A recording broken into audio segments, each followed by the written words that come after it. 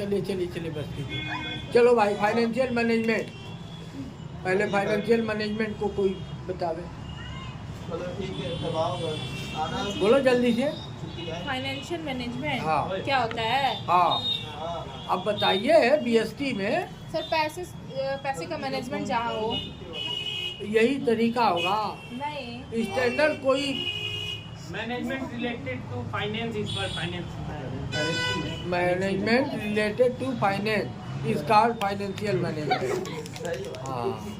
हाँ बड़ा अच्छा तुम भी नहीं, खैर किसी कदर चलेगा। Concern with procurement of funds हाँ और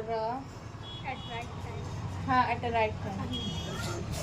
सर ये भी थोड़ा उतना सर तो मेरा मार्केटिंग अब मैनेजमेंट बेसिक से है। चीजें इतनी इतनी जाके घरवा इसको याद कर लीजिए, नोट करें तो पहले। मार्केटिंग मैनेजमेंट से ये भी पूछ रहे हाँ। Financial management. Financial management refer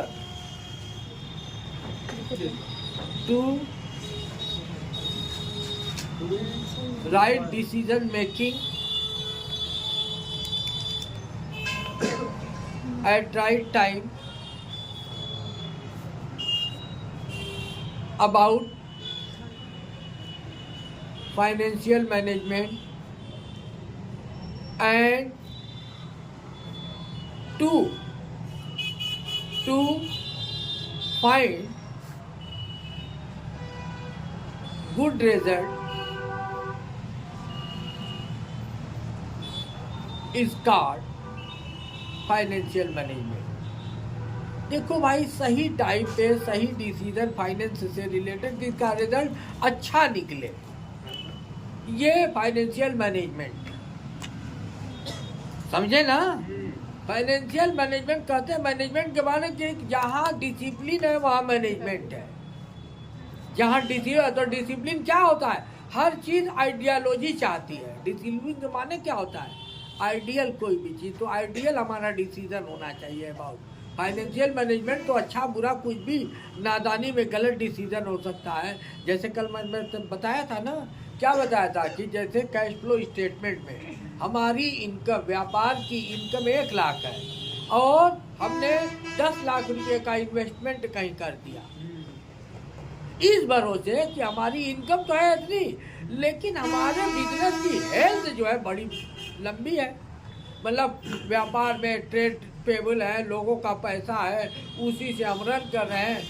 payment हमारा होता है 1 महीने में, यानी रिसीविंग आती है 1 महीने में, एसीपी हमारा 1 महीने का, आईपीपी हमारा 6 महीने का। तो अगर ये पॉलिसी है तो ये अच्छी पॉलिसी थोड़े ना है। इसका मतलब ये होगा ऐसा कौन करेगा? पैसा जल्दी चाहेगा, पैसा बाद में देगा, ये वो जो फाइनेंशियली वीक होगा, तो उसके ऊपर डबल मार पड़ेगी। क्या डबल मार पड़ेगी? पहला ये है कि उसकी सेलिंग प्राइस जो होगी उसको कम रखना पड़ेगा, कैश सेल और क्रेडिट सेल। दूसरी चीज़, जो खरीदेगा उसको महंगा खरीदने में, तो दोनों तरफ से ऐसा व्यापारी मारा जाता है। तो ये हमारे मैनेजमेंट कब ऐसा होता क्यों है? हमारे फाइनेंशियल मैनेजमेंट की वजह से।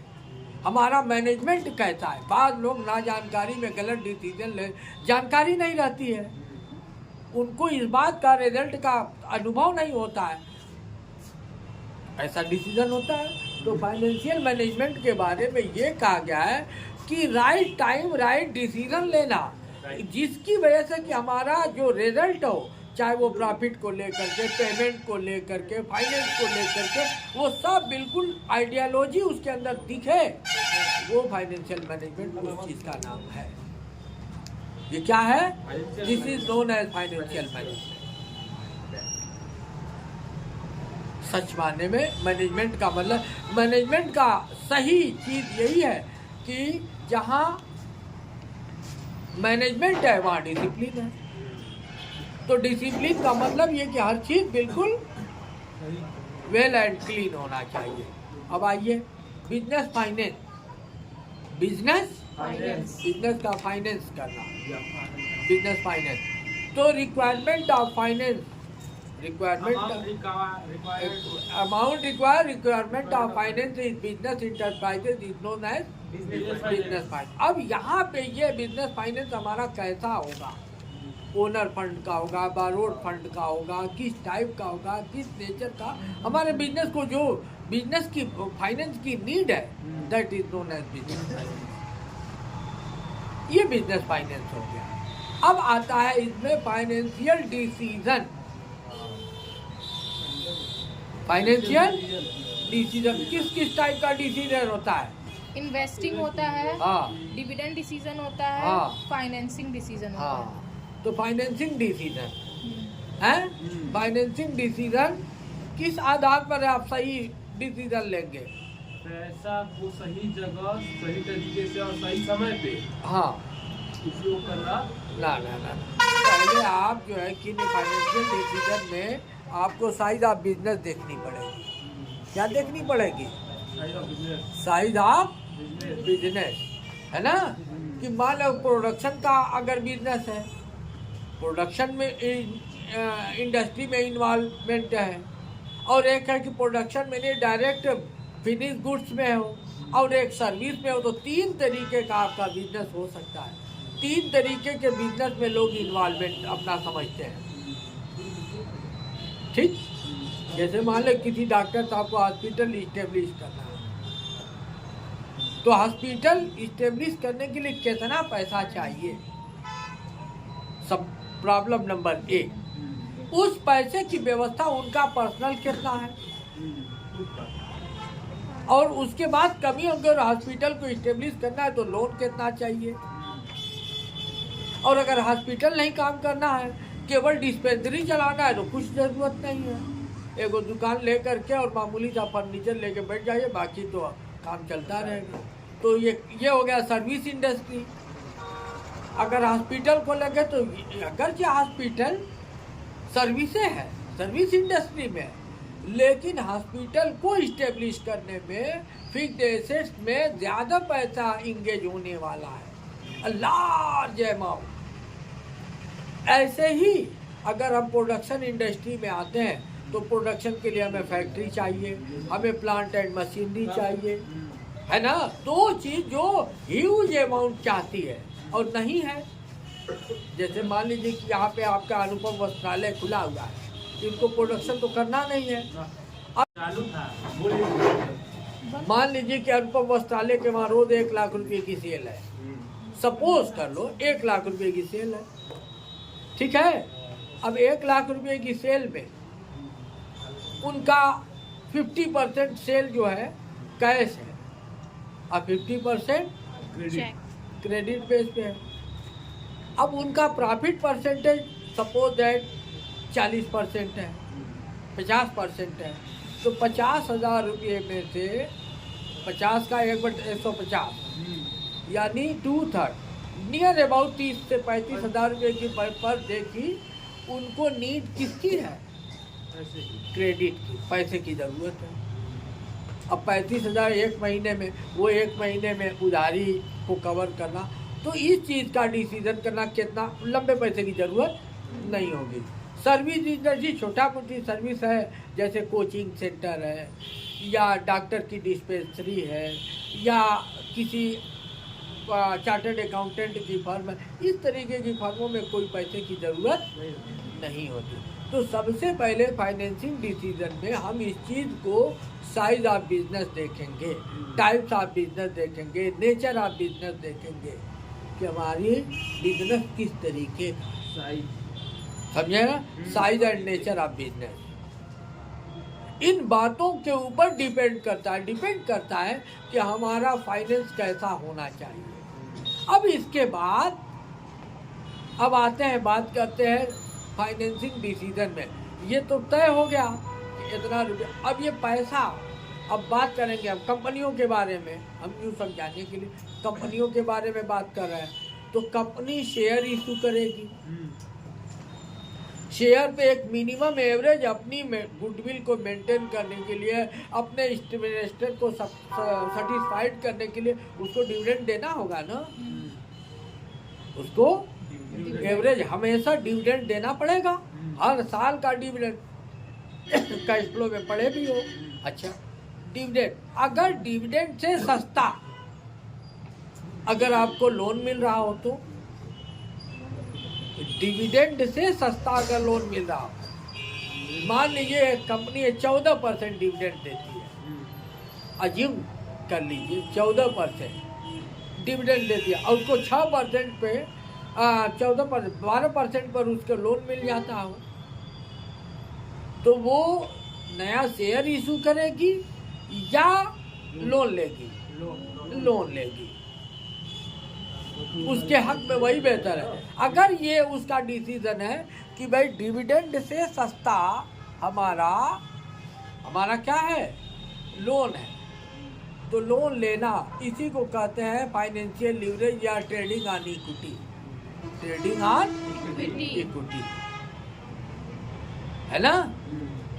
तो इक्विटी आपकी कैसी है, उस बेस पे आप व्यापार करते हैं। ट्रेडिंग ऑन इक्विटी बुक में दिया हुआ है, अर्निंग पर शेयर है ना, ईपीएस पर शेयर कैसे निकलता है? NP after interest and taxes, NP after interest and taxes divided by number of equity share, number of equity share वास्तविक, और उसमें अगर बिफोर उसको करना सभी का, तो number of equity share earning per share में ये है। इक्विटी प्रीफरेंस शेयर को नहीं, earning before interest and taxes minus dividend of preference share, पहले माइनस कर लीजिए। अब जो बचेगा NP after interest tax and dividend, तो कौन सा डिविडेंड घटाना? प्रीफरेंस शेयर होल्डर को डिविडेंड दे। देखो भाई, कंपनी पहले पड़ती है एक प्रॉफिट पे वो देती है इंटरेस्ट, प्रॉफिट पे वो देती है टैक्स, प्रॉफिट में से वो पहले देती है प्रीफरेंस शेयर होल्डर को डिविडेंड। अब जो प्रॉफिट बचती है, उस प्रॉफिट को नंबर ऑफ इक्विटी शेयर से डिवाइड करोगे तो पर शेयर की अर्निंग कैपेसिटी निकल जाएगी कि भाई कंपनी के का लाभ है। ईपीएस निकालो, तो ईपीएस कैसे निकाला जाता है? हाँ, after tax interest and dividend. तो कौन सा डिविडेंड? प्रीफरेंस शेयर होल्डर को जो डिविडेंड देने के बाद बची हुई प्रॉफिट, एकदम लास्ट की प्रॉफिट। अगर ईपीएस निकालना है तो, आरओआई निकालना है तो रिटर्न ऑन इन्वेस्टमेंट। अब सुनो बेटा, इन्वेस्टमेंट के माने ये हुआ कि अपने के साथ साथ इन्वेस्टमेंट जैसा दूसरों का भी लॉन्ग टर्म वही भी हम इन्वेस्टमेंट मानते हैं, इसीलिए कैपिटल इम्प्लाइड उसका बेस दिया गया। आरओआई बराबर earning before interest tax and dividend divided by capital implied. Earning before interest tax and dividend divided by not equity share holder, not number of equity share, बल्कि पूरा absolute figure में capital implied से उसका, और उसको 100 से कर दोगे तो परसेंटेज में तुम्हारा आ जाएगा कि इतने परसेंट हमारा क्या है कैपिटल इम्प्लाइड, जिसको क्या बोलते हैं? Normal rate of return. Partnership में पढ़ते थे ना, नॉर्मल रेट ऑफ रिटर्न। तो नॉर्मल रेट ऑफ रिटर्न का फार्मूला क्या था? हाँ, नॉर्मल रेट ऑफ रिटर्न का फार्मूला क्या था? भूल गए? Capital employed into percentage of NRR. हाँ, capital employed into percentage of NRR. हाँ, एनआरआर बोलो। अरे भाई, एनपी का नॉर्मल रेट ऑफ रिटर्न कैसे निकलता है? नॉर्मल प्रॉफिट निकलता है। हाँ, नॉर्मल प्रॉफिट बोलो। Capital employed into NRR. NRR upon upon कहाँ से? एनआरआर नॉर्मल रेट ऑफ हाँ, रिटर्न 100 अपॉन 100, तो नॉर्मल प्रॉफिट। और normal profit into 100 divided by normal profit हाँ। इनटू 100 हाँ, divided by NRR. Normal profit into 100 divided by NRR equal to क्या होता है? क्या होता है जी? कैपिटल इम्प्लाइड होता है। मैं वो रिवीजन कराने के लिए मैं बता रहा हूँ। तो ये तुम्हारा फाइनेंशियल डिसीजन किस आधार पे होगा? हमको दो चीज़ों पे ज़्यादातर फोकस करना है कि हमारा फाइनेंसिंग डिसीजन कैसा होगा। तो पहला ये कि हम जो इन्वेस्टमेंट देंगे, जो पैसा इंगेज करना चाहते हैं बिजनेस में, वो ओनर फंड और बारोड फंड, इसके बारे में फाइनेंसिंग डिसीजन। और दूसरा क्या है? Investment decision. कौन सा है? Investment decision. अब इन्वेस्टमेंट कैसा? क्या हुआ? इन्वेस्टमेंट डिसीजन में क्या करना है? जा रहे तो छोड़ो। सही जगह पे इन्वेस्टमेंट करना जहाँ से अच्छा रिटर्न मिले। रिटर्न मिले। तो मान लीजिए कि आपका 1 करोड़ का इन्वेस्टमेंट है, 1 करोड़ रुपए का इन्वेस्टमेंट है फिक्स कैपिटल में। किसमें? तो इसकी मैचिंग कैसे करेंगे कि हमारा इन्वेस्टमेंट अच्छा आ रहा है कि गड़बड़ आ रहा है ना? तो इसके लिए आपको दूसरी तरफ फार्मूला दिया गया है कि एनपी बिफोर अरे नेट प्रॉफिट बिफोर नहीं सॉरी, अभी मैं बताया था भाई, नेट प्रॉफिट कौन सा फार्मूला बताया था? Normal profit. नहीं, उसमें रेशियो एनालिसिस में फिक्स्ड एसेट टर्नओवर रेशियो। तो revenue from operation divided by fixed asset, fixed, तो उसमें से ये देखना फिक्स्ड एसेट का, फिक्स्ड एसेट का टर्नओवर कितना होना चाहिए, उस आधार पर हमारा इन्वेस्टमेंट डिसीजन होता है। या यूँ कहिए इनको, in other word, investment decision हमको अगर सीधा तुम लोग ना समझा करके बहुत इससे ये निकल जाना कि भाई प्रोडक्शन इंडस्ट्री तो प्लांट एंड मशीनरी के लिए एक ह्यूज अमाउंट रिक्वायर है, और अगर फिनिश गुड्स है और प्रोडक्शन नहीं है तो थोड़ा सा कम पैसे की ज़रूरत है, और सर्विस है तो बिल्कुल नॉमिनल। 3 तरीके से इनको जो है इन्वेस्टमेंट।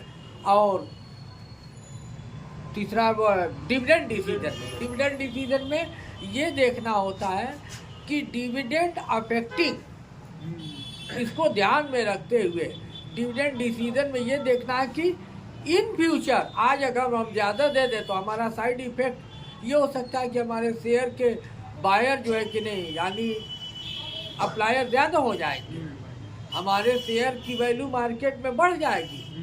कब बढ़ेगी? जब हमारी डिविडेंड की रेट बढ़ जाएंगे, लोग भी अरे फला कंपनी में इन्वेस्ट बड़ा अच्छा रिटर्न आ रहा, आया समझ में? ऐसी कंडीशन में शेयर का रेट तो बढ़ सकता है, लेकिन फ्यूचर के लिए ये खतरनाक है। फ्यूचर के लिए ये क्या है? खतरनाक है। और इन्वेस्टमेंट डिसीजन में 1-2 चीज़ें और एहतियातन बता देना कि प्रायः नई कंपनियां 3 साल तक डिविडेंड से बिल्कुल अवॉइड होना चाहती हैं, डिविडेंड देना ही नहीं चाहती। अब देती भी है तो बहुत सोच समझ करके, क्योंकि डिविडेंड के रेट को मेंटेन रखना, ये डिविडेंड डिसीजन, इन बातों को ध्यान में रखते हुए डिविडेंड डिसीजन लिया जाता है। डिविडेंड डिसीजन लिया जाता है। ये हो गया आपका फाइनेंशियल मैनेजमेंट। अब आइए फाइनेंशियल मार्केट की बात करें। फाइनेंशियल मार्केट की बात करें। एक बार रुकिए, बंद कर दीजिए।